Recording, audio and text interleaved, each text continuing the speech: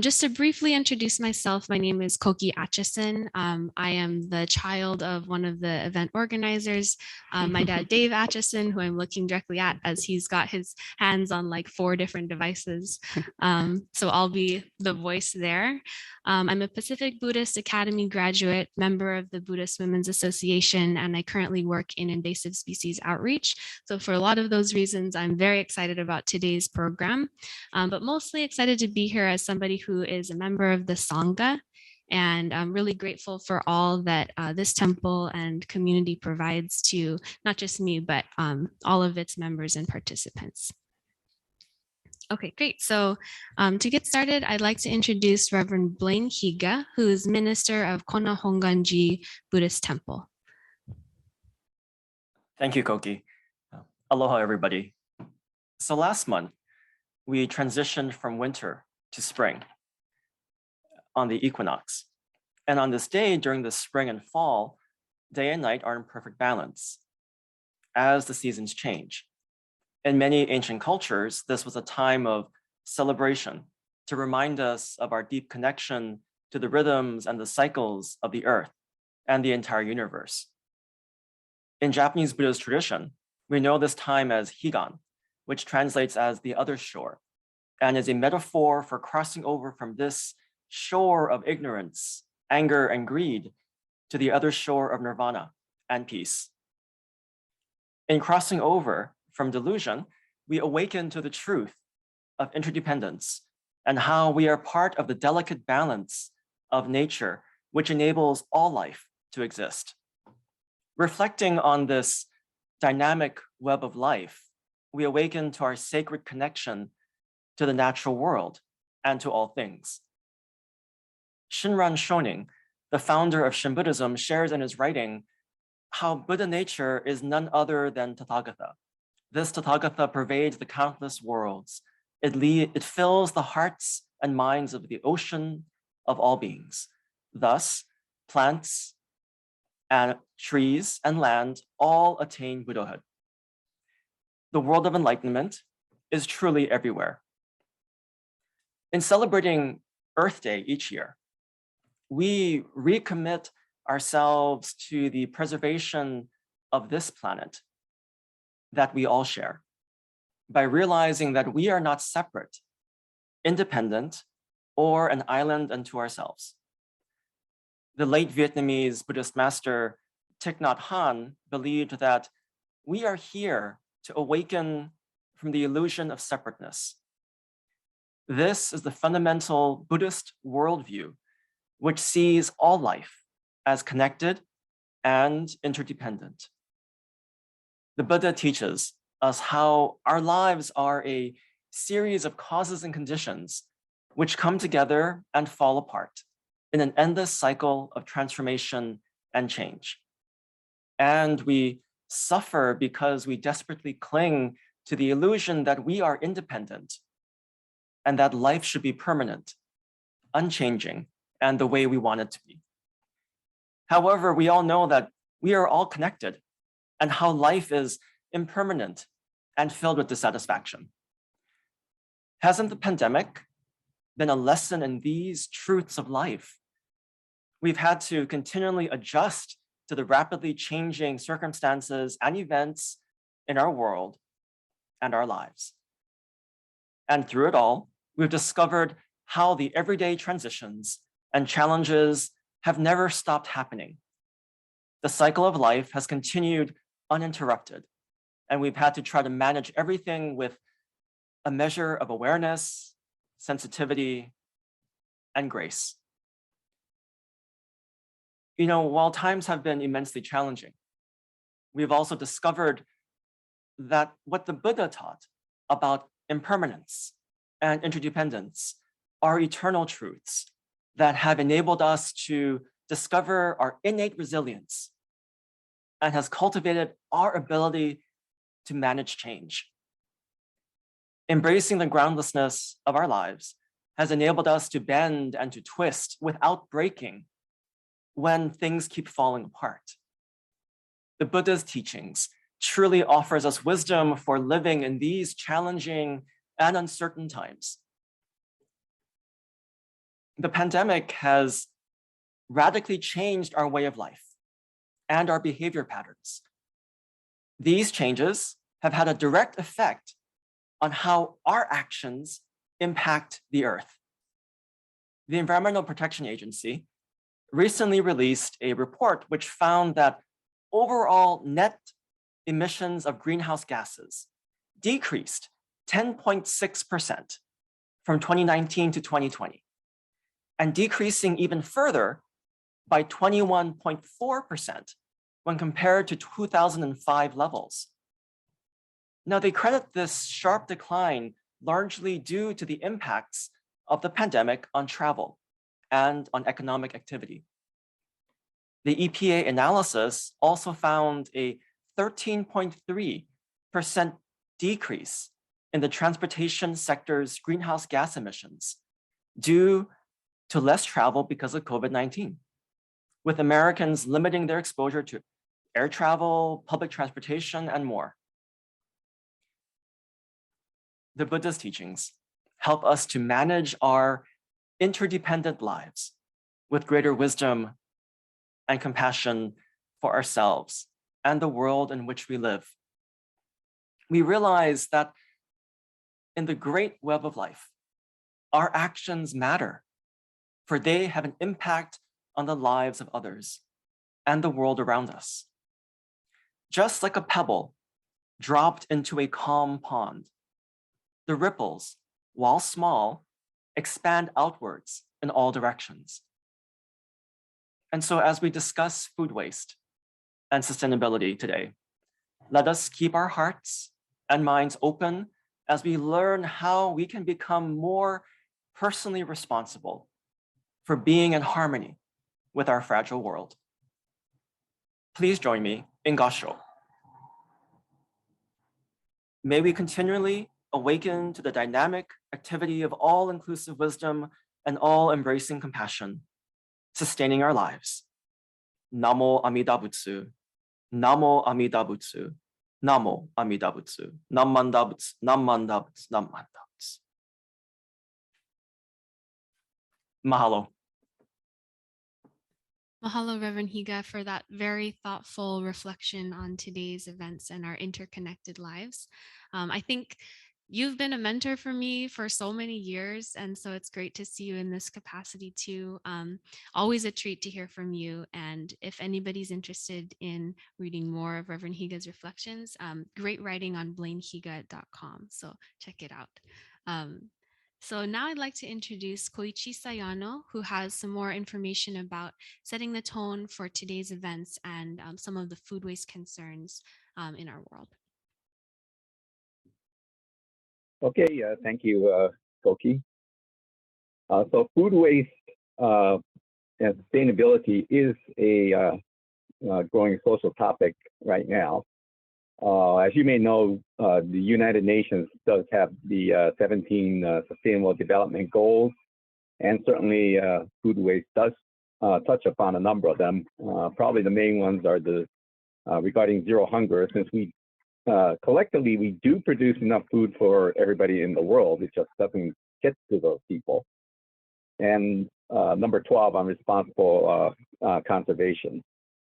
And also I'd like to note our head priest, Gomon-sama, is big on SDGs, and Hongwanji is actively supporting it.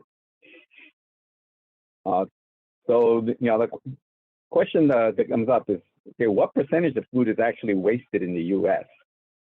And the number is about 40%, which is a large number. That comes out to 108 billion pounds at a cost of a little over $400 billion.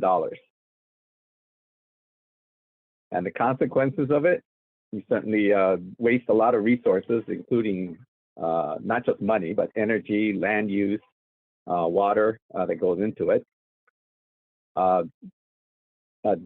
Disposing of it does cause methane gas emission as well, And that is a greenhouse gas that's way worse than CO2 and contributes to climate change. A lot of places are running out of landfill space. I think in Hawaii, it's actually, has it gotten to the point where they actually have to ship it off the island? I know a lot in California, a lot of the urban areas have run out, but they still have places to bury it. You just have to ship it further and further away from town. And there's, obviously food insecurity worldwide. The major causes, spoilage is major part of it. Overproduction and overpurchasing. You look at all your temple events, and that probably does go on. A lot of it is rejected due to imperfections in appearance or other qualities that really don't affect edibility. And a lot of that's done at the retailer. Although these days there's a number of places there's a secondary market picking up where some of those are recovered and used for other purposes. The supply chain, and so on.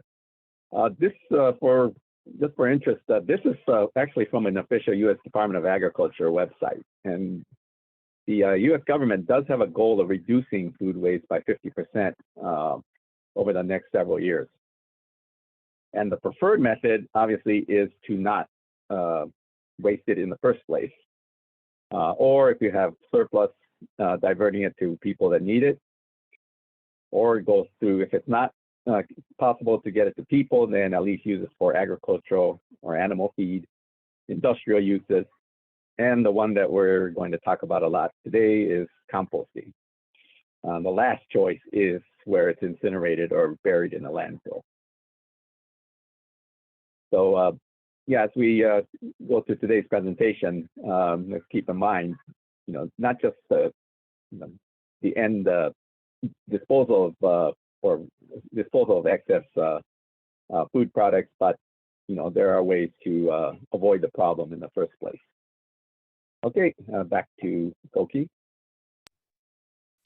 Yeah, thank you, Koichi. I think for some of us, a factual basis is really important in developing our understanding of food waste here. So with that tone is set, I'm really excited to introduce Mindy Jaffe, our first keynote speaker, co-founder and coordinator of Windward Zero Waste School Hui, and owner of Waikiki Worm Company. So I've been hoping to connect with Mindy professionally for a while, so it's an honor to share a table with 2 microphones on it with you first. I'm really looking forward to learning from you today and in the future as well. So please take it away, Mindy. Thank you so much, Koki, and thank you, everyone. I am very, very honored to have this opportunity to talk about what I do, which is, try and change the world for the better. And I have a long history with the Hongwanji Mission School, because back in the day, before we had this H-Power third burner, the city was really, really promoting recycling. And they had a program called the Recycling Teaching Partners. And I was one of 6 who went out to schools to teach recycling technologies. And I, of course, did a worm program. And there was someone who did hot composting and recycled art and all kinds of other things. And I got a request from Hongwanji Mission School to come do a worm program for their 5th graders. So I came out and we started with a 1/4 pound of worms in a box. And I taught them how to take care of the worms by feeding them food waste and putting paper on top and watering them. And the 5th graders did a bang up job, because when I came back 6 months later to do the harvest, their little 1/4 pound of worms had increased to about 2 pounds. So they were very, very excited. They had been very successful. And the conversation started, maybe we could do more of our food waste here, because we have the cafeteria and the kitchen has food waste and we have scraps. And we were very into those days project-based learning that was very hot. So it just seemed like a great idea to expand the program. So I manufacture these large bins, and one of them, Dave, want to give me the first slide? We're ready to go. Whoop, there's me. You don't need to see me. We can go to the next slide. There we go. This picture was taken in February of 2010. All of these kids have graduated from college by now, but in those days, they were very excited about feeding the 20 pounds of worms in this big lateral flow pipeline worm system that some grant had purchased for the school for quite a chunk of money. And it was placed right behind the kitchen, and this looked like a great project. So we kind of taught them how to do it. And then I walked away and figured they'd do fine. Well, this happened not just at this school. Out of the 136 schools I visited between 2005 and 2012, 36 schools got these big bins and started on this very ambitious project of vermicomposting all of the appropriate food waste. And guess how many failed? 36. We had 100% failure rate, a dismal failure. We tried starting them over several times. We tried all kinds of strategies for redoing it. And in the end, nothing worked. And all 36 of these big, expensive worm bins, along with all the hopes and dreams of all these kids doing the whole school waste, just dissipated. That was it. I felt pretty bad about it. But we did find a solution. Could we go to the next slide, please? Okay. Lanikai Elementary had one of these bins, and they had also failed miserably. And it's now a few years later, it's now 2014. And they said, we have a little bit of money in a leftover from a grant. Could we pay you to come and take care of these worms? Because we still want to do this, but what we found out, we just don't have time. The teachers can't do it. The kids can't do it. Custodial staff can't do it. And that's what went wrong. We didn't have anybody to care for it on a continual basis. We don't think this was really compatible with the way schools are operated. Would you come? Can we hire you to do this? And I thought, sure, why not? So I came every morning, every Monday morning, fed the worms. They saved the food for me in their refrigerator. And so I had a bucket of 50 pounds, 2 buckets, 50 pounds food. I came every Monday morning before I went to my other job. I fed the worms. And as you see, there's some cardboard there. That's the bedding. So I made bedding for the worms. I fed the worms. Next slide. And we shredded paper, and that would cover the worm bed. And I came every week and fed, covered, watered. I had one of the special ed teachers water the worms for me every day. Otherwise, no one else took care of it but me. But I came every day. I took really good care of them. I am a professional vermicomposter. So bam, it worked. It worked beautifully. And after I handed them their first check for $3,000 for sale of surplus worms and vermicast, the worm poop, they said, wow, this is pretty good. Can you do more with us? And I said, sure. And suddenly the world opened up. We realized they needed professional help, that this couldn't be done by busy students, busy teachers, busy staff, busy custodians. You needed to hire auxiliary staff. And once that was put into place, everything opened up. We started doing hot composting. Whoops, can we go to the first one? I'm sorry. The first slide, the slide before all this. I'm sorry, Dave. The one of the 2 women. Okay, it's the one before the composting part. I'm sorry. Sorry, guys, technical issue. It was the slide of the 2 girls, no? Oh, okay, let's just go. I'm sorry, we'll just do more. Okay, so we'll start here. So anyway, the kids did get to help because they would screen the cast. You can go back to that other one of them screening. So we would harvest and the kids would help screen the vermicast. That's where we're at. Okay, so to continue with the worms. I was taking care of them. They were doing fine. They generated lots and lots of vermicast. The kids would help with the operations because this only took 20 minutes with a lot of kids. So they would screen the vermicast, and next slide, they would package it. And in fact, today we have some freshly harvested, screened, and packaged vermicast from Ka'ohau School. We did their harvest this week, and it's available if you'd like to try it out. We have our special samples, $10 3-pound jar of vermicast. Of course, we use the recycled mayonnaise jars that the kitchens give us, and that is a very popular product. So the kids do get to help with it, and the rest is done by our professional staff. So the kids are still involved, but not at the level that the unrealistic level we asked them in the beginning. Okay, let's move on to the next slide, which is about composting. Next group of slides. There we go. That's what I was looking for.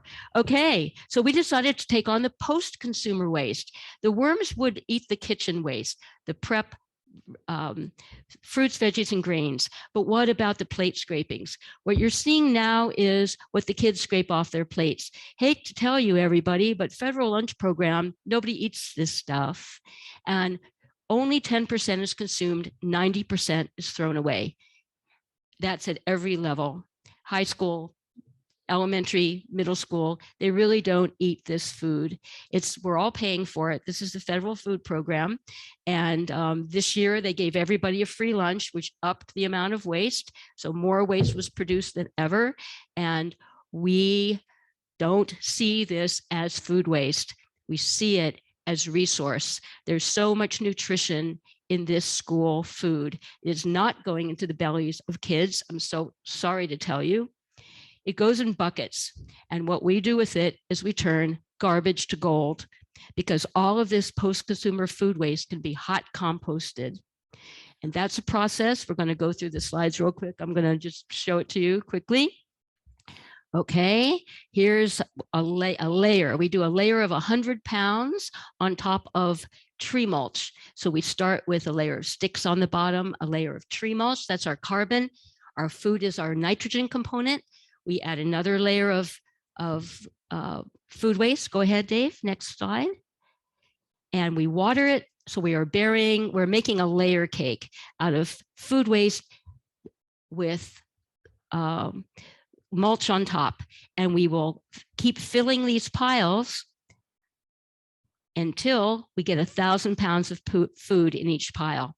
We get the kids out there to help us move mulch, but for the most part, our staff is taking care every day. We get the breakfast waste, we get the lunch waste. It can be up to 400 pounds a day at a single school. It's just shocking how much is wasted, and our staff takes it out. It takes a couple of hours to put on the layer of food, put on the layer of mulch, another layer of food, layer of mulch, water it, shape it, poke it full of holes so there's aeration, and wash the buckets. This cannot be done by school folks. This has to be done with auxiliary staff. I've got a staff of 9 people, and we handle 5 schools now. So next one. The kids do get to help. Their favorite thing is the harvest. So when the finished vermicast is ready, we will harvest, take it, put it through a screen, and extract the wonderful, wonderful compost that comes from heat, moisture, air, a lot of bugs, and time. It takes a full year to make finished compost. Go ahead, next one.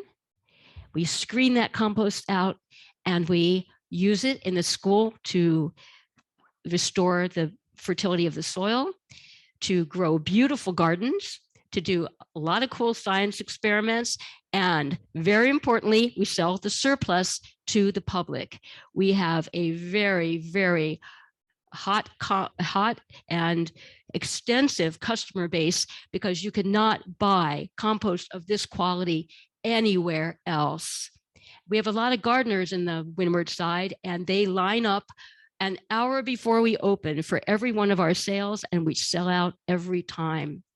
So we're creating a little bit of value here, I would say this is garbage to gold. This is the zero waste philosophy and practice. There is no waste in nature. Everything that is discarded has a use for someone else. And our someone is all of us. So let's come back to me, Dave, and I can give some statistics. Oh, shaking hands, giving us our money. So we have wonderful support from the community. So let me talk about where we are now. From the early days of failure with our worm bins, we now have the Windward Zero Waste School Hui, which I consider a model of efficiency, effectiveness, productivity.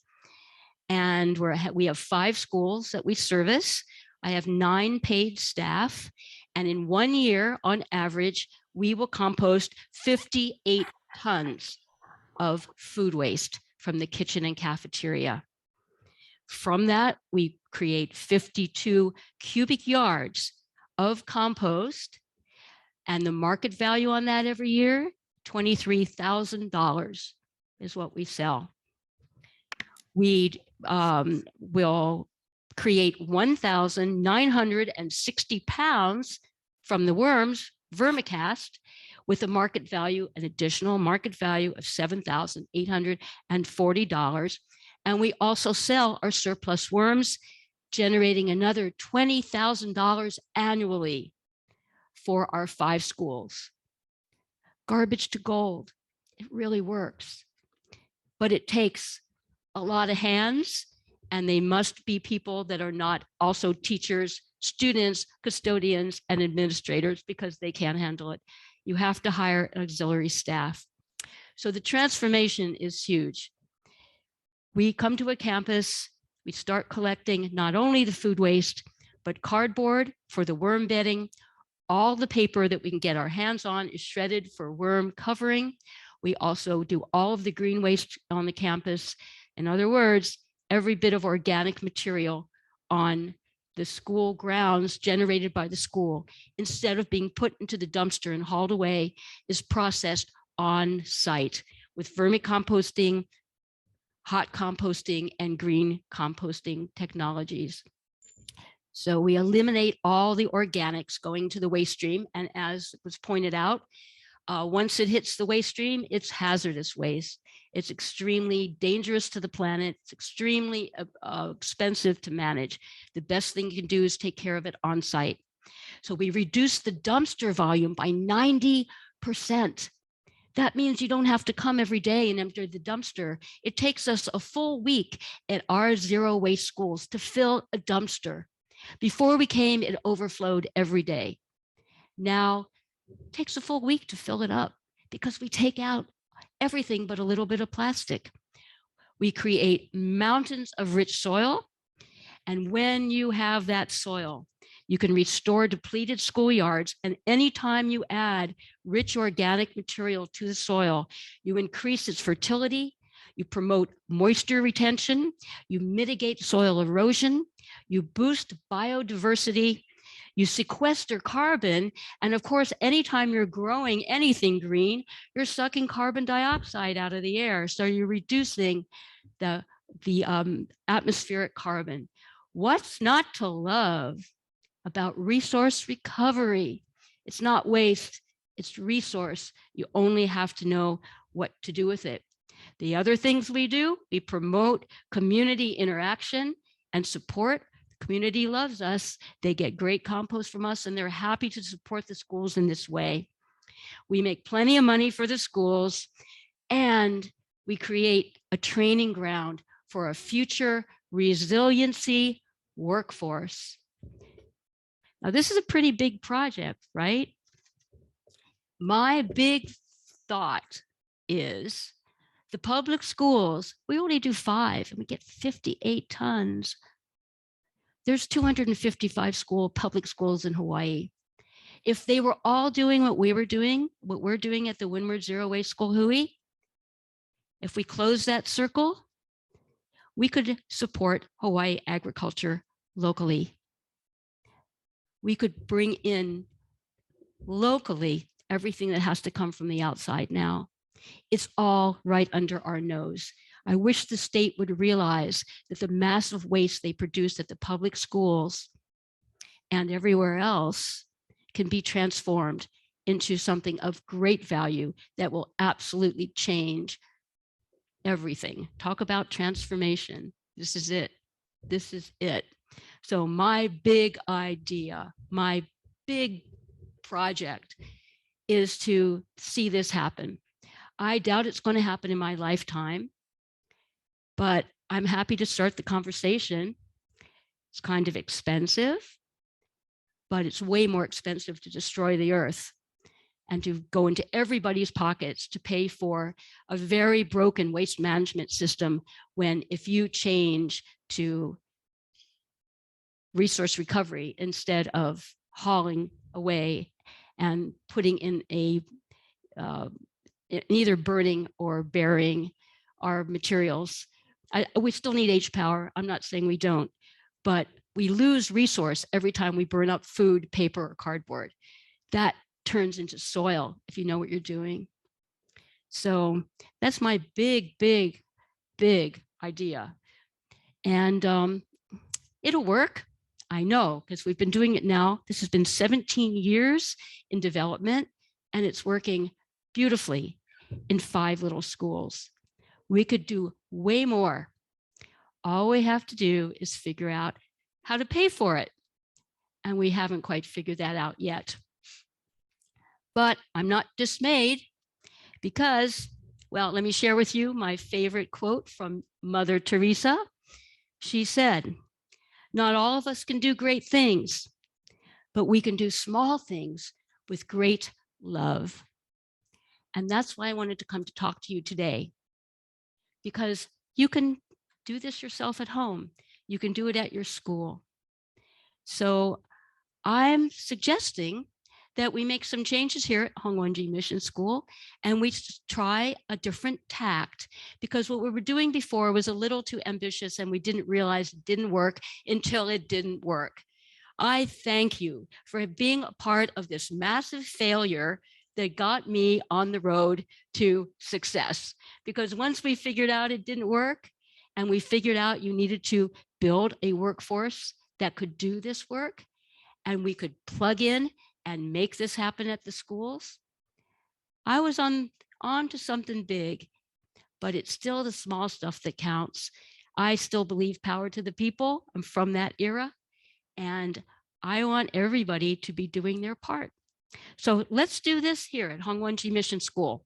Let's unload that big pipeline bin that's been sitting empty for years and years and bring it over to one of our schools where we need more capacity, because the food waste keeps increasing. I could use some more worms, and I'll trade you. This has worked out really well. We've been trying this for a couple of years, and I'd like to get you on board. What we're doing is doing a classroom project. We're going back to that model because it worked. Can we take a look at the hangout?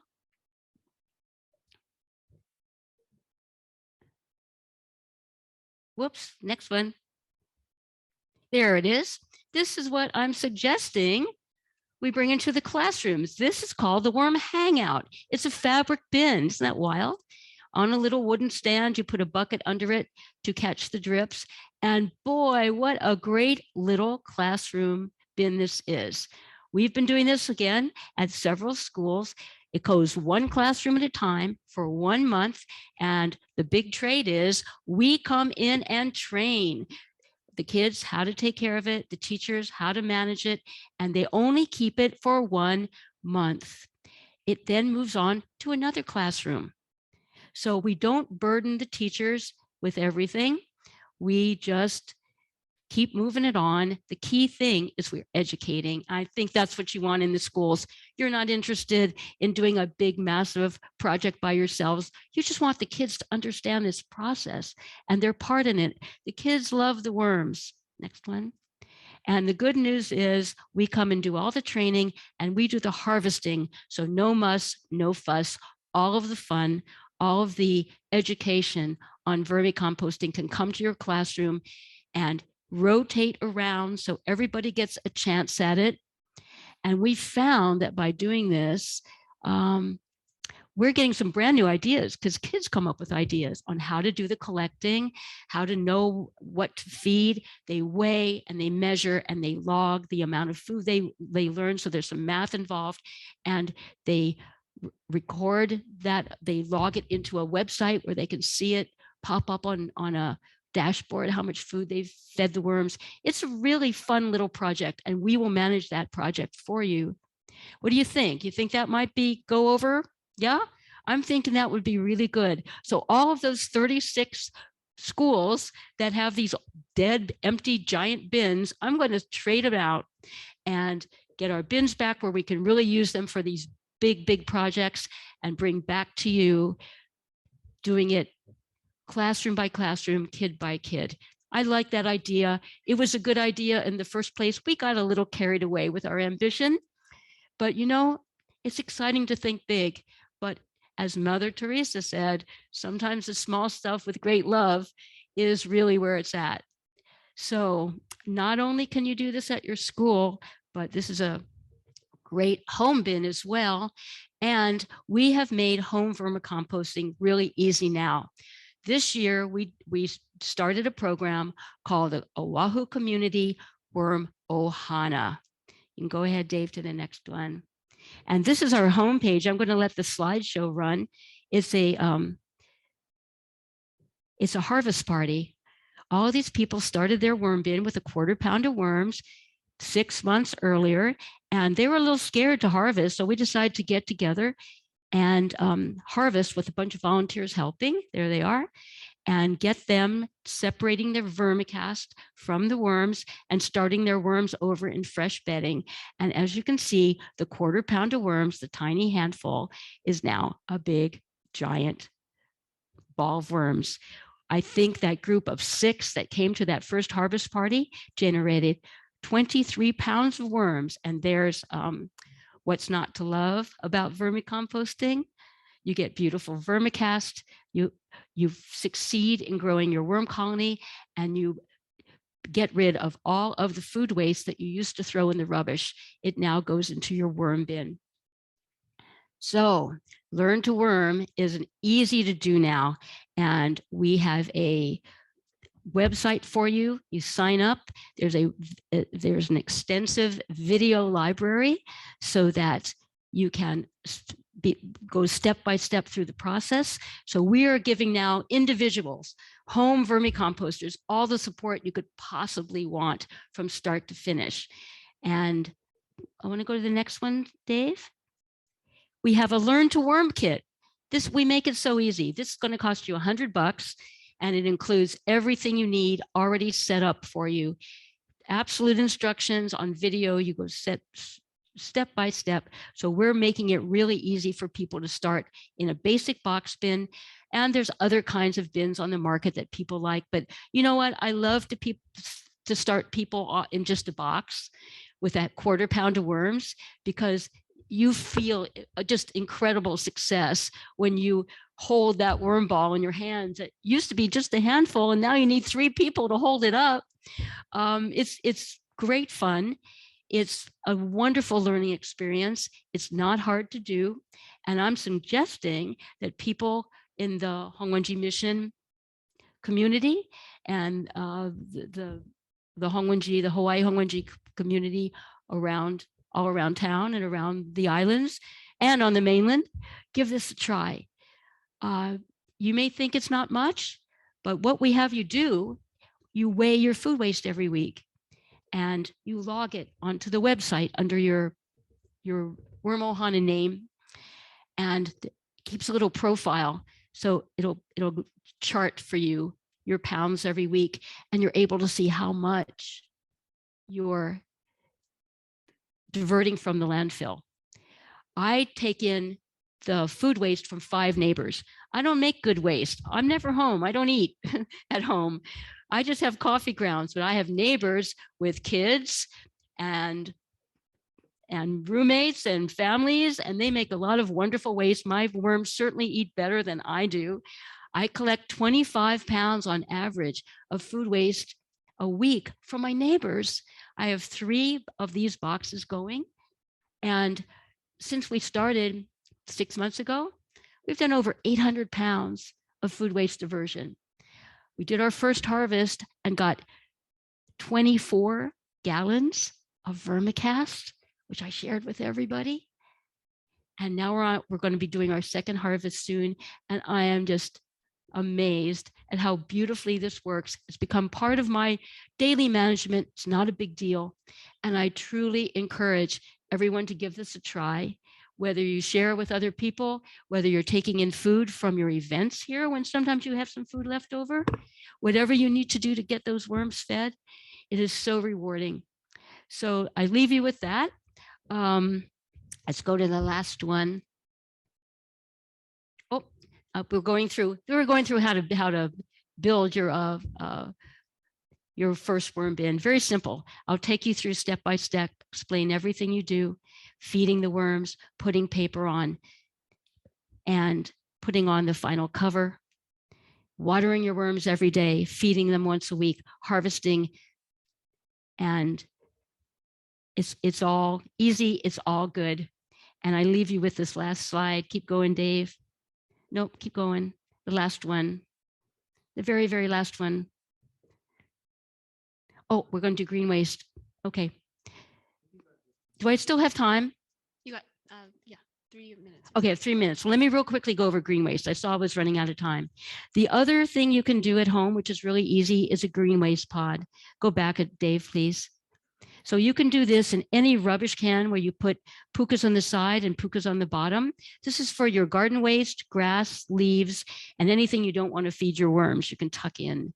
So green waste is really easy to do. The secret is you have to water it. So you're going to water it once a week. So you can do it in a vessel like this. You can also just make a lump on the ground. If you have a corner in your yard, you dump in all your green waste, you water it, you keep it covered so it stays moist, and the worms won't come because it's not really their environment, but you're going to get lots of bugs. The invertebrates are the key to green waste harvesting or green waste composting in Hawaii. If you are averse to bugs, I wouldn't recommend this for you. If you think you can get used to them, believe me, these are the guys that make the world go around. If they disappeared, life on Earth would cease to exist. You get used to them. Imagine getting rid of all of your grass, your leaves, your prunings, all of that you're putting in that green bin to be hauled away, could be taken care of in either a container of some kind or in a corner of your yard. You just have to water it. Here we have a sprinkler saturating our green waste. We cover it with a tarp so it stays moist. So either in a bin or with a tarp covered over. This is all of the green waste from Kainalu Elementary.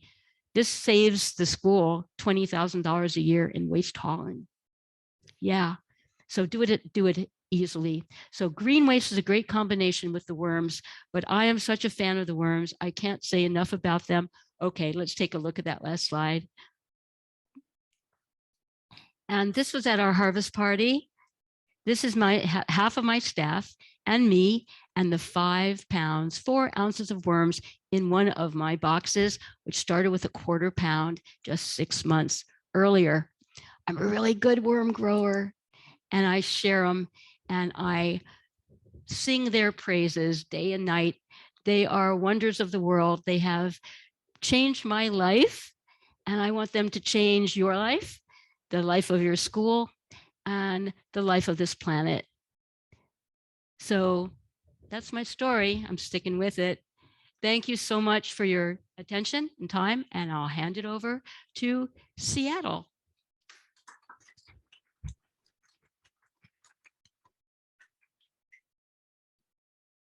Oh, I'm looking at the screen that I'm muted on, but thank you so much, Mindy. That was incredible, incredibly inspirational, and a joy to hear from you. And applause is one thing that doesn't really register in the in-person versus virtual events. So we'll look to a technical solution to that. But I see the emojis coming in. So yeah, thank you. don't have time for a long story, but just a quick story that I've inherited some worm nerdiness from my dad, who's currently wearing a "Worms Eat My Garbage" shirt. Yay. The photo of you adding the paper clippings to the worm bin brought back a memory for me where I was a 3-year-old in a pile of newspaper being prepared for our worm bin, living in Seattle. So yeah, I really learned a lot from you. Thank you for the inspiration. Thank you. Yeah. And I saw some questions come in the chat. I did take a note and we'll address them after our next presentation. So it's also my honor to introduce Ron Hamakawa, who is the chair of Seattle Betsuin Bon Odori and district manager in food and nutrition services. So I'll hand it over to you, Ron. Thank you for being here. Hello, everyone. So welcome to today's presentation. This is very near and dear to my heart for some of you who know me. I grew up actually on the Big Island, so formerly of Hilo Betsuin and now at Seattle Betsuin. And so to go from a state where the idea of protecting the land and the ohana who live on it, you know, the state motto, may the life of the land be perpetuated in righteousness, is still very near and dear to my heart. And coming to the Emerald City, sometimes we weren't so emerald. Coming to the Evergreen State, sometimes we weren't so evergreen. And so we needed to really take a look at how we approached things like Bon Odori and other sustainability aspects of temple life. And so today my presentation is really kind of focusing on those two things. And so I'm going to do my screen share here. So how we went from being styrofoam and plastic driven to 100% compostable and sustainable for Seattle Bon Odori. So today I want to touch on a couple of things. We're going to have a quick overview. So you have a picture of Bon Odori in Seattle. We're going to talk about our why, and then the implementation process, as well as check and adjusts. How to go forward, our call to action, a Mottainai story, and then some final thoughts to wrap up my presentation. The earth is my witness. So all of us as Jodo Shinshu Buddhists, as Buddhists throughout the world, should know this statement as the Siddhartha Gautama is sitting under the Bodhi tree and Mara comes to tempt Siddhartha at his point of enlightenment under the Bodhi tree. And Mara says, what qualifies you to be a Buddha? Nobody was here. What did you do exactly to qualify to be a Buddha? And the Siddhartha at that point, sitting in his meditation posture, touches the earth and says, the earth is my witness. And so Castro Sensei has always talked about how historically throughout the history of Buddhism, we really had this call to protect the earth. And so if you think about really how Buddhism began with Prince Siddhartha becoming the Buddha, Shakyamuni, this really is his first call to action, to protect the earth because the earth was the witness to his enlightenment. So a quick glance for Seattle Bon Odori. Our first documented event was in 1932. If you do the math quickly, we're coming up on our 90th recorded celebration. Unfortunately, because of 2 years of COVID-19, it's been a bit wonky. We are part of a Greater Puget Sound large-scale summer event called Seafair. And if any of you who are from the Seattle area or who have been in the Puget Sound region during the summer, you're like, what are all of these parades and pirates and princesses running around? But we have been a part of the community sanctioned event for more than 65 years. We're one of the longest sustained community sanctioned event. Over the 2-day event, we have about 3,000 people because we don't have gates and check-ins, we don't sell tickets, we don't really have an actual attendance record. That's what we declare on our special permit to the city of Seattle. During Bon Odori, we have about 9 different food offerings, plus a full-blown beer, sake, and wine garden in the back. The event covers the 2 blocks directly in front of the temple proper, as well as the 2 parking lots in the back, spills over to Wisteria Park, which is also part of the temple complex. Then, of course, within the temple, the Hondo, the gym, we have displays as well as classes and introductions to Buddhism and everything you want to know about being Nikkei. Why do we do this? So in 2007, the city had declared for all large-scale events, there were going to be some very specific guidelines coming out about sustainability. So much like Hawaii, where I was recently on the Big Island in Hilo, and the city, or the county, I guess, still has landfills. And it was kind of awesome to be cleaning out mom and dad's house and getting rid of stuff, but it's literally going into a hole on the island. And there's not a lot of, as far as I could tell, at least in Hilo, there's not a lot of other sustainable processes that exist. The city of Seattle recognized that. To Koichi's point, yes, the city actually train carts garbage outside of the city to another state. I believe Oregon is the recipient of our waste currently. And we really needed to do a better job about reducing what was going into those landfills. So there were a lot of really awesome programs at the residential level that had already been put in place since I was in college.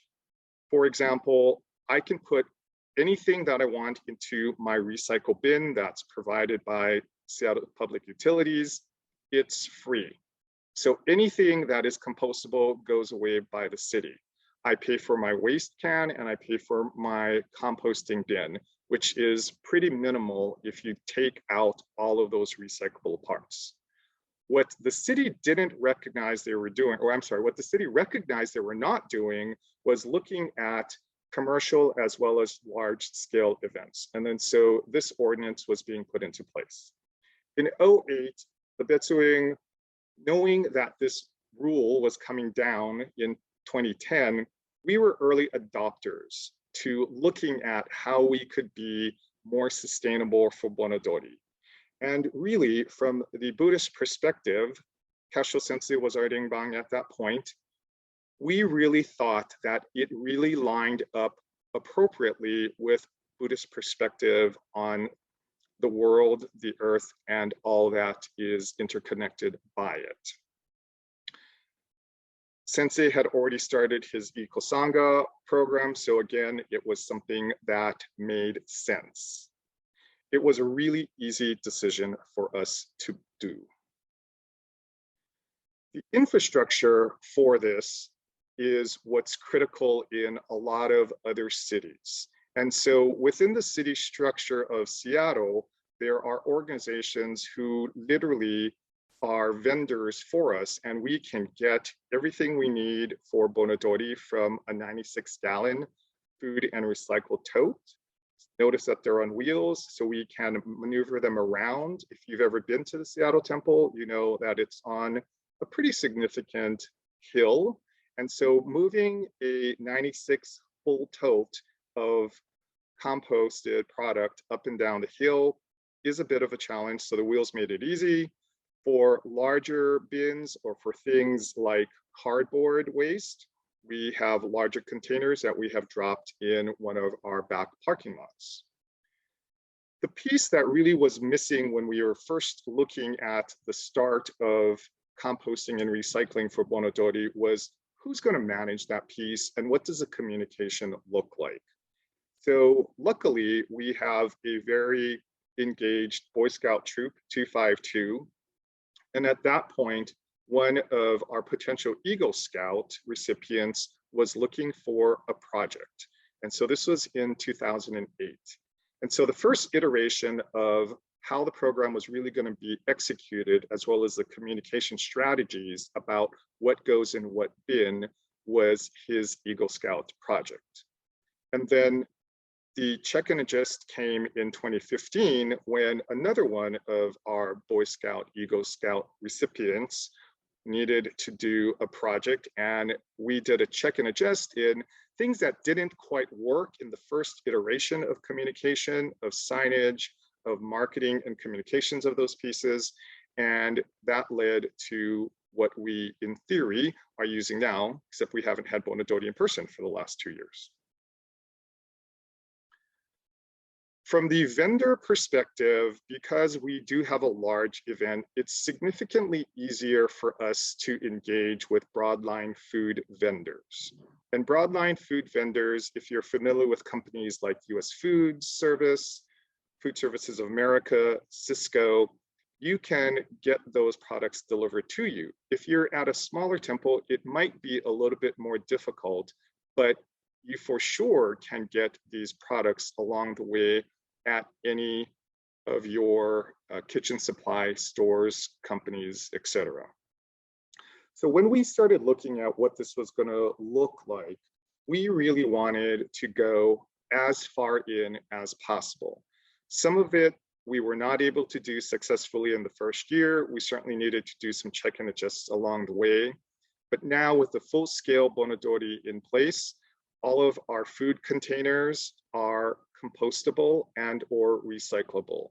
So the pictures that I have here, the image on the left side of your screen, that's a 3-compartment bagasse container.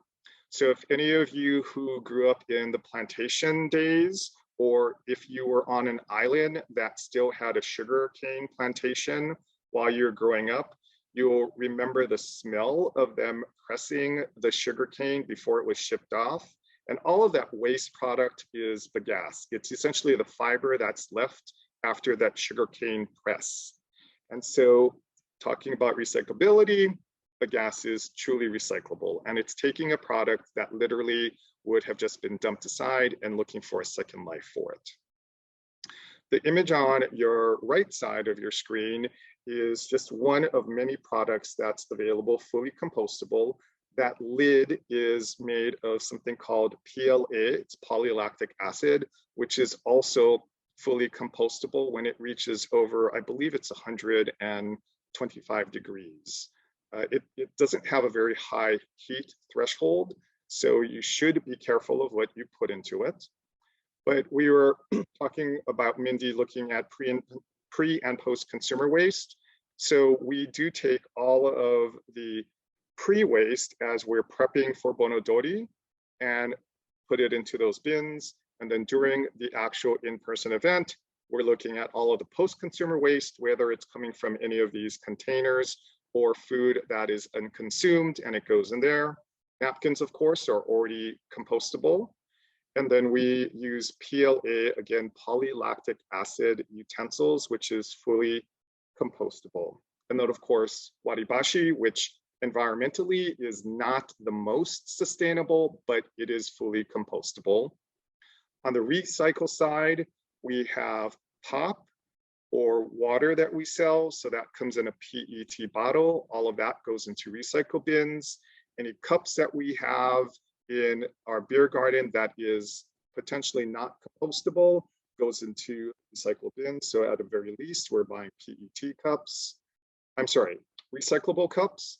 And then of course, aluminum, glass, and cardboard. All of those things literally get put into bins, and the Monday following Bon Odori, it all gets taken away. For our efforts, because we were early adopters, we were awarded the Seafair Community Innovation Award, which came with a cash award, which was a nice way for the greater community to recognize the work that we had put into it. So going forward, as we talked about, okay, we can do this for Bon Odori, but can we live this world every single day on the other 363 days of temple life? So we moved completely to fundraising events where we use these compostable containers. Salmon Dinner is one of our events where everything for to go or to take out drive-through comes in one of these containers. And then certainly for larger Sangha gatherings like our Hanamatsuri brunch, when we're not using plates, things are going into completely compostable plates, bowls, napkins, again, waribashi, or cups for hot and cold beverage. So going forward, certainly to-go containers are very convenient. Hawaii has a long and very proud tradition of plate lunch, where the idea of taking your to-go container away has really kind of always been part of our general DNA in Hawaii. It all started, of course, by plantation life, where people brought their lunches, their bento into the fields, and they communally had a meal together. However, in the search for convenience, we have created some chemicals to make our lives for to-go containers for takeout plate lunches much easier. And they are a class of chemicals known as PFAS. It's per and polyfluoroalkyl substances. And if you have been reading the news recently, you know that this particular chemical classification is in a lot of different things. It goes into things like fire retardant. So the foam spray that is used for fire extinguishers, both for commercial as well as home use, has PFAS in it because it's very effective in smothering out the flame. Unfortunately, if you think about having a house fire and cleaning up the mess following that, literally it's just being washed into our water systems. PFAS also exists on things like your furniture. So if you bought furniture and it is either waterproofed or stain-proofed, it potentially has PFAS on it. So PFAS is not the most savory of chemical classifications because it is considered a forever chemical. This is something that is made in the laboratory and never breaks down environmentally. So this is a small graphic, so I apologize if you can't see it all, but if you start at the 12 o'clock point, because we're talking about food, you look at your containers. And this includes hot and cold cups as well. So Starbucks is probably one of the most recognized coffee companies in the world, and they are just beginning to look and address what they're doing with their hot cups and PFAS. So you get your food or beverage, you take it home because you have something that is at an extreme temperature. If you think about your tonkatsu that just came out of the fryer, it's going into your container. Somewhere along the line, the tonkatsu is being leached with PFAS, and so you're ingesting it. If you take your containers and do the right thing by putting it into the compost bin, it's now getting composted. But as the compost breaks down, as Mindy's worms are eating up all of this stuff, it's now going into groundwater and it's going into food supplies, or it's going straight down into the general water tables or aquifers. Currently, there's a lot of conversation about the elimination of PFAS. Unfortunately, only 7 states thus far have passed legislation to eliminate it. However, then COVID came along and supply chains were disrupted. And so in Washington state, as an example, even though from a commercial perspective, we were supposed to, by law, we were supposed to have eliminated the use of PFAS by 2020, you all know what also happened in 2020.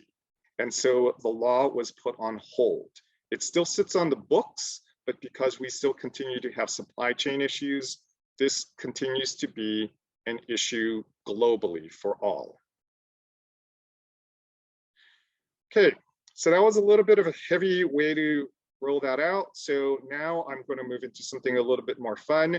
Koki, if I could have you look at the chat, and we're going to call out people. So mottainai, this process of mottainai is so genetically ingrained into each and every one of us. I will admit that I just pulled this image from the internet, but I'm 99.9% sure either some of your temples look like this cupboard, or potentially some of your homes look like this cupboard. So as Japanese, we were certainly ahead of the curve of reduce, reuse, recycle, mottainai. So some of the examples that I thought of were tofu containers. Every household, I guarantee you, probably has at least 10 or more tofu containers, just in case you have somebody over and you want to send them home with some leftovers. How many of you have taken your milk gallons and used them to start your edamame? Or do you have at your plant sale today, Koki, some starts that are in milk containers? They also recycle completely, so that's a good thing. This may be something that is Hilo specific. You know, I think sometimes we were a little bit inaka, plus it's also a bit damp there. But my grandmothers used to take the Danish butter cookie tins and put stamps in there back when you still needed to lick the stamps. Kuip containers for work bento, rice water. My mom swore that her orchids did better when she collected the rice water and used that to water her orchids. And then, of course, we always see tenugui for hoppy coats. So Koki, if I could ask you to look at the chat, and can 5 of you tell me some other thing that you have done to reuse, reduce, recycle? You could put it into the chat, or if you want to raise your hand and Koki can call on you and you can come off mute. I can't quite see the gallery view yet, but in this audience too, if anyone would like to raise your hand, then I can relay to the group your mottainai suggestions. Sorry, Koki, I forgot to tell you I was going to ask you to do this ahead of time, so thanks. Well, happy to adapt on the fly, and I can think of about 10 examples. I'm looking at my Auntie Sharon, who's a mottainai queen, but I know that she doesn't want to come up and say these, so. Looks I'll like volunteer. Celeste has her hand raised. Yes. Okay, yeah, please go ahead, Celeste. 2 big pieces of aluminum foil the other day, so it can be used over and over again sometimes. That's a good one. Yeah, mottainai means no waste, essentially. Yeah, so zero waste maybe seems like a new term in some circles, but it's deeply ingrained in other places. Yeah. I'm trying to get the gallery view up. One second. Judy, I think, has her hand raised. Hi, at Venice, when we have otoki after special services, we use plastic dishes and everybody washes their own set of dishes. I love that. And the willingness to wash dishes, I think, is something that's another component in all of this packaging, that the gratitude for each dish as you wash it is something that Mr. Toyama used to talk about pretty regularly. Yeah. It's a little easier for us because we're a small temple. It might be a little more difficult for a larger temple. Maybe if you stop screen sharing, Ron, if you don't mind, then I can see everybody. Okay. Thank you. Well, actually, no, never mind. I switched the view, but let's see. Wow, there's a big audience. That's so exciting. One that we've been working on here is with fabric scraps. So lots of fabric donations come into the temple, and my mom is one, and Auntie Sharon, many others too. Put the names in the chat. But one thing that I've liked to do is stuff pillows with the little fabric scraps, and you can get through a lot of scraps in that way. They're not very comfortable, but let's see. Okay, I see in the chat, poke holes into the bottom of tofu containers and use them to start plant seedlings. Lots of my artist friends will use tofu containers for their water. Our art teacher at Pacific Buddhist Academy too. Yogurt containers. Yeah, definitely. How many Dharma school teachers collected kamaboko boards to make little home obutsudan? Oh, I don't know about Homo Butsudan. I see a thumbs up here. I definitely saw my mom's collection of toilet paper rolls, all kind of things for crafts. I'm saving my fabric spools for her to make a chess set. I see Kamaboko boards got banned by the health department here. Oh, okay. Oh, It's hard, conflicting priorities. So we don't see them Little or boards that very rarely. sold on, yeah, like a little piece of wood. Yeah, I think the examples will really go on and on. That's a good prompt, Ron. Thank you. so thank you very much for your thoughts. And really, again, the point of this particular slide, and really what I wanted to convey more than anything, is the idea of mottainai, reduce, reuse, recycle, has really been a part of our culture for multiple generations. And we should really embrace the idea. I think growing up, I personally was always shocked, maybe embarrassed by the amount of tofu containers in our hallway closet. It probably was as tall as my mom at one point, but there was a reason for that. So here's another mottainai story that I'd like to share. And what will you do with the old robes? And so I'm setting up, let me use a better word. I'm teeing up Castro Sensei for his closing part of the program. So this quote will make a little bit more sense in the end. And what will you do with the old robes? So this comes from a very ancient sutra that is not necessarily part of the Jodo Shinshu canon, but nevertheless plays a very critical role in our understanding of our connectivity with the earth and the environment. So why is this sutra relevant to us in 2022? So the picture here is, if you can't tell, a cutting board from Seattle Betsuin. As best we know, it was probably made by Nikkei, potentially made by Issei, lovingly used for many, many years for multiple events, but all of those marks are very deep knife marks, and it's very pitted. And as I oversee food and nutrition services for acute care facilities, I can guarantee you that this would not pass any food safety inspection. It's pretty dang gross. However, as we thought about, and what will you do with the old robes, we came up with a plan for these very well-loved cutting boards. Oops, sorry, wrong way. So they were planed, sanded, rubbed with food-grade mineral oil, and we got another generation out of it. So if you go back to seeing what the first picture was like before our maintenance committee got a hold of them, and looking at them now, they're pretty darn nice. And we were, as in the maintenance committee, not me personally, they were able to plane out all of those deep grooves, get it back to a flat surface, and make it usable for a couple more generations at the very least. So for some of you, you're thinking, okay, well, why don't you just get rid of it? Well, wooden cutting boards actually have natural antimicrobial properties in it. And so it's technically more desirable for use, one. And two, I'm sure many of you, as you're helping prep for temple functions, are monkuing, complaining about how dull the knives are. It's potentially because you're using plastic cutting boards, which actually dulls the edge of the knife. Wood has a give and will keep your edge much longer than a plastic cutting board. And what will you do with the old foot towels? So there were some cutting boards that were deemed either too thin to plane or awkwardly sized in order to take on another life. So maintenance committee, again, did some research and looked into a process called shoshugiban, which is a very old Japanese way of treating wood that is external to building structures.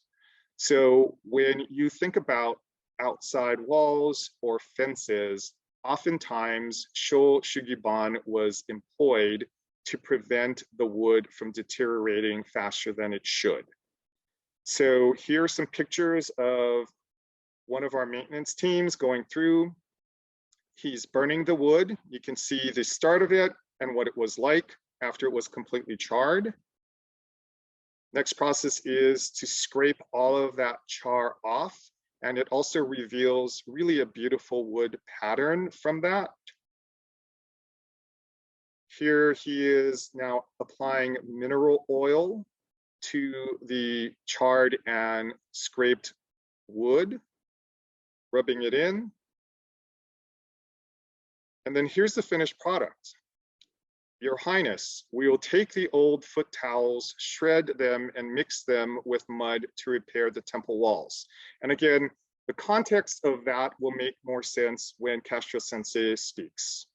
So using Shoshugiban trivets, this idea of mottainai that is so ingrained in all of us, we now have these trivets for when we have Sangha potlucks so that it doesn't warp or burn the tables, particularly if we're talking about teapots as an example. So one of the reasons why we wanted to completely differentiate the newly planed cutting boards from the ones that needed to be repurposed was so that we could have a set of trivet boards versus actual cutting boards. A couple things to wrap up. So going back to this idea of how do you get to sustainability for your events. So engage in dialogue with your local public utility districts.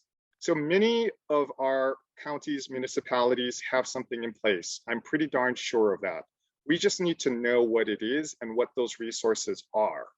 Oftentimes they are free of charge, or you're going to have somebody from the city or county who's going to be able to come and speak to you directly to help you along with the process.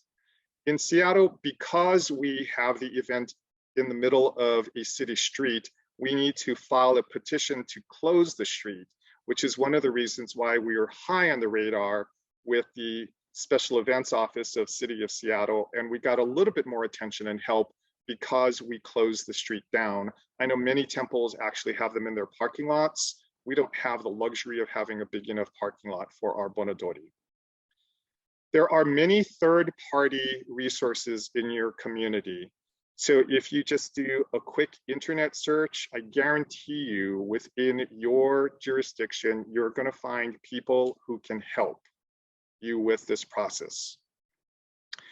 For many of the larger temples, hopefully you're using food supply vendors where you're getting the product delivered to you and you're not running around. They're going to have a lot of depth in their inventory once supply chain issues are resolved, and can help get you onto a more sustainable path. I know somebody said this is more expensive. It for sure is more expensive to buy a bagasse container versus a styrofoam container. Generally, you can purchase a styrofoam clamshell container for less than 2 cents each, and a bagasse container is north of 7 cents. And so when you're talking hundreds and hundreds and hundreds of containers, that cost and the margin for our fundraising events begins to erode. However, we really should make the change because it's the right thing to do from our faith tradition as well as from the world's tradition. How are you going to get buy-in from your Sangha when you're trying to move in this direction? You really should speak to these processes, celebrate these changes, the wins, the challenges, and be very transparent so that everybody knows what you're doing up front. Embrace mottainai. We have always lived this going back multiple generations, and we can still do that every single day because now even more so, it's the right thing to do from a sustainability perspective. The last thing is be creative. Think about how you can take your old cutting boards and repurpose them into having second and third lives. Is it your will or skill that you want to move the dial in your sustainability at your local temples. I have some resources that the committee will post at a later date. Some of these are articles as well as the actual wording of the ordinances from the city of Seattle as an example. And then while we were talking about this during our planning sessions, both from the Washington Post and from one of our Hawaii counterparts in the committee, there is a lot of conversation about PFAS. So for sure, it should be something that you are talking about and you know of, and you are looking at how you can really affect change. And to wrap that up, I want to say mahalo to the state of my birth. Thank you and arigato. I leave you with a closing picture. This is a perfect summer evening of Bon Odori in Seattle. This was taken from the rooftop of Wisteria Manor, which is a HUD project that the temple started back in the 70s. And it was pretty much a perfect Bon Odori night in Seattle. Mount Rainier is in the background. I think you can see it. It's right over the peak of the temple roof line. But with that, thank you very much. I very much appreciate being invited to this, and I look forward to your questions. Thank you so much, Ron. I really appreciate that. And it's very personally relevant to me because Seattle Bon Odori was the first Bon dance that I was able to attend. So I remember serving kori in those styrofoam containers. We do have a few questions, but just wanted to say one thing. I wasn't expecting to be so emotional about this, but what your two talks have provided to me is two different approaches to this zero waste mindset. Knowing that it can come from both sides of my cultural background is super valuable. So I really appreciate hearing that from both of you. Yeah, and then one more too that I'd like to add, because I don't think I'll have another opportunity to, is what's going on in schools with mala'ai, or food gardens, and aipono, connecting with aina. I think there's a lot of work going on here in Hawaii, especially. I'm not too caught up with that in Seattle, but connecting with place and understanding the full food system and how food sovereignty and sustainability go hand in hand with Hawaiian culture. So I'm not the best person to bring that up, but I think it deserves at least a moment of space. So I did take some notes on questions here. One that I saw that really connects to talks is a really specific technical question of, can those compostable containers that events like are used at Seattle's Bon Dance go into the vermicompost systems that you use? We haven't tested them yet. There's a lab in New York City that certifies compostable items. It's called Biodegradable Products Institute, BPI, and you can look for their certification on the packaging, but they have a qualifier, only compostable in industrial composters. So you can't do it in your backyard composting. It has to go to an industrial composter, which doesn't exist in the state of Hawaii. So unfortunately, those are not compostable in standard composting. We don't put them in with the worms because there's stuff in there, we don't know what it is, and it doesn't break down very well in a worm bin. So unfortunately, until they come up with a truly compostable packaging material, the worms are left out of this equation. Sorry. I'm hearing more dishwashing, which maybe we can find ways to be happy with dishwashing. More dishwashing. Yeah, that is what you get to do with joy and happiness. Lots and lots of washing buckets and dishes. Great. And then one that was a little bit bigger picture that I've seen themes of throughout the chat and some of the early registrants' comments was ideas of reducing food waste before the collection process. And I think you've touched on it in a few different ways. And I know Koichi's presentation as well included that pyramid of how we can reduce before it even becomes considered waste. But any closing thoughts to change? Costco is not a good idea for produce because you're going to get way too much than you can use before it rots. Mm-hmm. So buy in small amounts. Unfortunately, even though it's the EPA and the government that came up with that food waste hierarchy, when they talk about reducing at the source, they do just the opposite. we really are suffering from this free food for all policy they started this year. It was supposed to be for COVID relief, but all it did was add huge amounts. We had one of our schools go from 6 compost piles a year, which was pretty standard for them. This year we've got 16. Our 20 pile a year school is now 30 piles. So we had tons and tons and tons of food wasted by the federal government food national food school lunch program. So they don't practice what they preach. I just think we have to be more careful consumers. Just don't buy big packages of stuff you're not going to use. But we don't get very good help from the government with this. They just keep loading us with more and more food waste.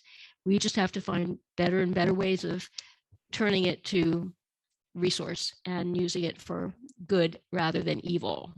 Yeah, absolutely. That's another theme that I think has gone throughout is how do we scale up our individual efforts, see this energy, find the capacity to make that work go beyond what we can do in our own homes or maybe even the immediate community. So I guess, yeah, this is maybe a question for Ron. So aside from the practical components of how you're able to scale up making Bon Odori zero waste or compostable, how do you scale up our individual efforts to bring those to an organizational level? So again, it's going back to my last point, being creative, and is it skill or will? Because sometimes I think we take convenience as the higher priority in what we act on. And so going back to the temple where people wash their own plastic dishes, like that's an awesome idea. And potentially this temple also, tell me if I'm right or wrong, you know, maybe they bring their own to-go containers or Tupperware or reusable containers to take home any leftovers so that one, there's no expense to the temple or to that event. And I think at one point, certainly we think, okay, well, that's really kind of tacky. However, if you look at what can we do to make incremental steps as individual households, some of that may be those steps. You know, certainly during Bon Odori, where we have tare for teriyaki chicken, the people who make the tare at the end of the event are taking the cornstarch containers and other things and packaging them up for people to take home. So now I have tare for at least a few months to use. I want to touch on one of the points on school food. So in a different world, I was part of a board of director of a food network. And one of the things that we worked on was encouraging public schools to have a share table put out. So there's standard things according to the USDA that needs to be on a school lunch. However, some kids may not like it. Milk, as an example, is a standard item, but you may have a kid who's lactose intolerant. So they don't drink it, but they get it on their tray regardless. So we had a couple of schools pilot this for us, and they had a shared table because there's always families, there are always students who have insecurities. And so things like milk was put onto the shared table, no questions asked. At the end of school, you can come back to the cafeteria after everybody's gone and you can take milk home for yourself or family to help with your own family's food insecurities that many of these children had difficulty speaking to. And think about how many free or reduced lunches that are given across all of the US. Unfortunately, the Hawaii Department of Education does not allow shared. Everybody did it prior to COVID. After COVID, no one could touch anything. So you couldn't have a milk carton unopened, unused, taken by someone else. That was part of the huge increase of food waste this year. Nobody could touch anything. Shared tables are done. the cafeteria manager turns his or her head because it's against the rules. And if they get caught, they're in trouble. They assume they're not going to get caught. But out of my 5 schools, only 2 allowed the share, and the other 3, if it left the counter where it was picked up from the kitchen, it had to be destroyed. So we were opening 1 million milk cartons and emptying the milk, and even things like a granola bar that a kid got in his home lunch and didn't want it and put it on the share table, we had to take out and throw away. So there's lots of good ideas out there, but they're extremely strict in Hawaii about any leftover food. Essentially, we've snuck it out. I've met Aloha Harvest, 3 blocks away with a case of perfectly good breaded pork patties. But I got in trouble when I got caught, and they're not allowed to share food. It's really a shame. And Really also, unfortunate, very unfortunate. such an irony, because sharing of food really comes naturally, at least to a lot of our neighbors. Like, we'll get a pomelo from across the fruit tree, like sharing of fruit trees, and in that non-institutionalized setting, it's very ingrained. So it's challenging with the policy. Policies are very strict, and they're very draconian, and they're very old school. And we've been fighting for a long time to get them changed. Not just me, but Aloha Harvest and other people that use perfectly good food to serve to other people. Not even milk. They won't take a case of milk. I do see when it's wrapped for single service. There's no logic. There's no scientific evidence that supports not being able to take that home. I know, but they're still not allowed to do it. Again, a lot I hear you. Do look away and pretend they didn't see it, but but on paper, they're not allowed to do it. There's a question in the chat. Yeah, there's a question in the chat about the cold weather issues potentially from a person in Canada, and another one probably directed to Ron about what about the existing stock of styrofoam? Should they, get that recycled, or should they actually just use it up? Yeah, let's do these 2 last questions briefly, and then I'll see if we have any from this audience, and I'll read them aloud so everyone can see or hear the questions. So this one came in the chat. It's still snow covered in Winnipeg. How does one do vermiculture during the winter months? There's plenty of strategies for this, but I don't know any of them. You need to get a hold of one of your local worm growers and find out how they manage it in your area. It's very different here in Hawaii. We don't have this issue, and I never checked to see what the other people were doing, but I do know that people can winter their worms. There's a lot of clever ways of doing it. So find someone locally and they'll be able to help you out. Yeah, great point about local knowledge. The other question is what to do with the terrible, I thought it said horrid, but it says 100 styrofoam clam containers we have at the temple. So unused ones, I'm guessing. So my personal opinion on this is that if you've already purchased it, then really the horse is out of the barn. So you should use it instead of just dumping it into your landfills. Eventually it will get there, but at least you had some useful life for it once. That being said, there are in many local areas, so check with your local jurisdictions, there are organizations who accept used styrofoam cups, containers, clamshells, and they compress it and pelletize it, and then they remelt it and turn them into usable items again, such as rulers, park benches, jungle gym sets for parks. So you just need to figure out what is the appropriate way to move it through your usage chain. Yeah, thank you for that. I think this discussion could go on for much longer, but to keep us on track, I'll ask if participants don't mind holding their questions until the end, and we can have more casual Q&A session with Mindy or connect you with Ron.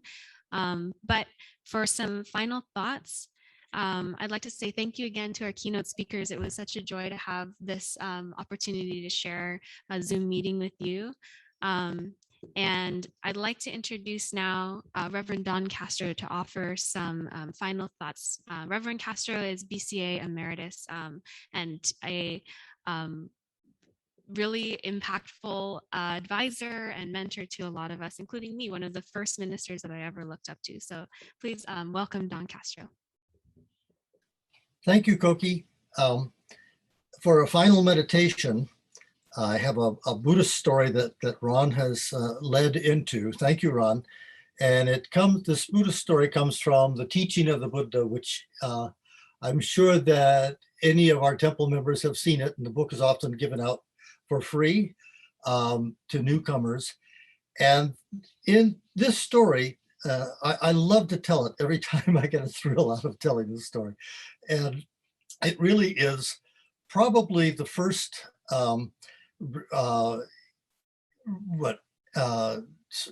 written document of recycling, maybe in human history. I believe it probably is the first example of recycling in human history, documented.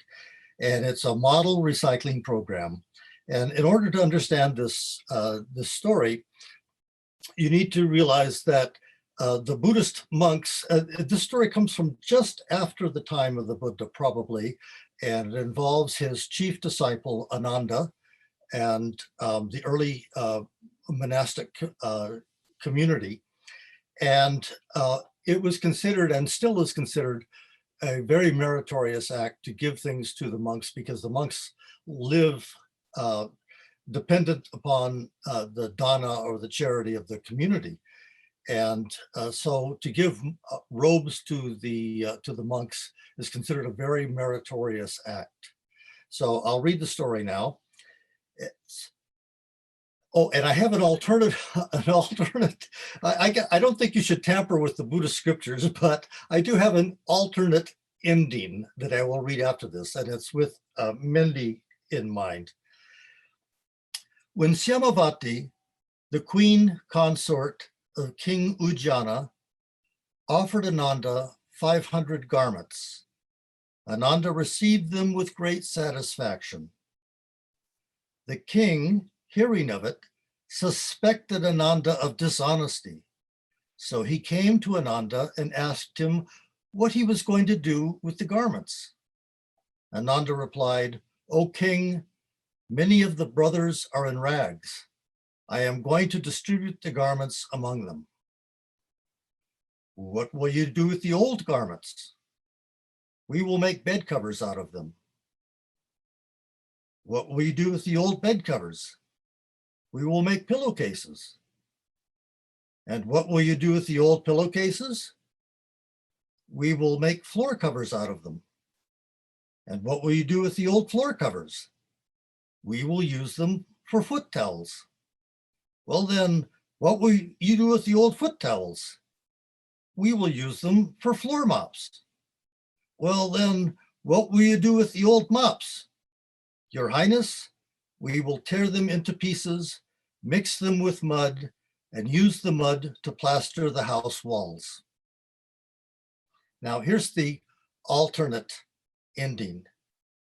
"Your Highness, we will tear them into pieces, mix them with mud, and use the mud to feed the worms."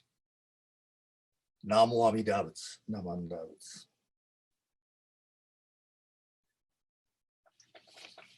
Well, thank you, Reverend Castro, for that perfect way to tie together our morning/afternoons seminar. So with that, I'd like to call for any announcements, if there's anything additional that we should cover. Great. Well, thank you so much again to our presenters who have joined us, our audience for coming in person. It's really exciting to see the start to in-person events again, and to Reverend Higa and Reverend Castro for offering such insightful ways to connect with our Jodo Shinshu teachings. And then for our tech committee, I am going to read out all of these names because it is a production to put all of this together. So thank you to Derek Inoue, Koichi Sayano, Ron Hamakawa, you presented too. Dean Sakamoto, Dave Atcheson, Arlene Mia, and Ken Okimoto, as well as Darlene Bagshaw didn't put her name in there, but has been really instrumental in making all of the co-hosting spotlighting go smoothly. So congratulations on this successful event. Really appreciate being a part of it. So mahalo, hope you have a great day. Thank you.